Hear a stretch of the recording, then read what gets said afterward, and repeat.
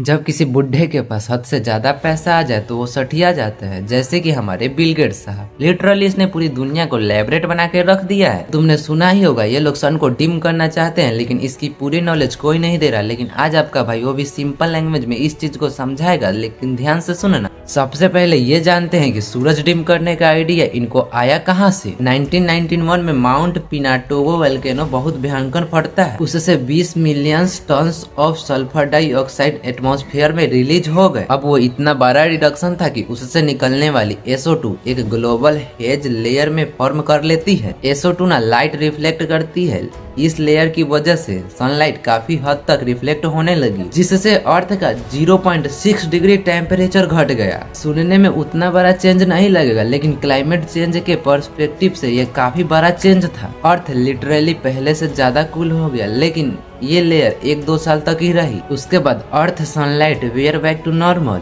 अब इसी चीज को ये लोग सोलो जियो इंजीनियरिंग नाम देकर रेप्लिकेट करने की कोशिश कर रहे हैं। प्लेन से सल्फर डाइऑक्साइड और अल्टरनेटिव केमिकल्स की लेयर बनाने की कोशिश कर रहे हैं। अब तुम बोलोगे दिक्कत ही क्या है, हीट कम होगी अर्थ में तो अच्छा ही तो है। अब बात करते हैं इसकी डार्क रियलिटी के बारे में। अगर सनलाइट डिम होती है तो सबसे पहले मानसून पैटर्न डिस्टर्ब हो जाएगा, मतलब कि कभी एक्सट्रीम फ्लड तो कभी एकदम ही सूखा पड़ जाएगा। और इंडिया जिसका 50 से 60% एग्रीकल्चर रेनफॉल पैटर्न पर डिपेंड करता है, it is a disaster for our country. दूसरी बात, सल्फर डाइऑक्साइड ओजोन लेयर को भी डैमेज करता है, जिसका मतलब यूवी रेज इंक्रीज हो जाएगा, जिससे skin cancer, crop damage extreme level पर बढ़ जाएगा। सनलाइट डिम होने से विटामिन डी की कमी होगी, वो तो अलग। And the most dangerous risk is termination of. इसका मतलब ये लेयर जिंदगी भर नहीं रहती, इसको तुमको मेंटेन करना है तो उसको तुमको जिंदगी भर स्प्रे करना पड़ेगा। एंड किसी कारणवश सम इयर्स एगो ये लोग ये प्रोजेक्ट छोड़ दिए या कैंसिल हो गया तो एक सडन सनलाइट बूस्ट होगा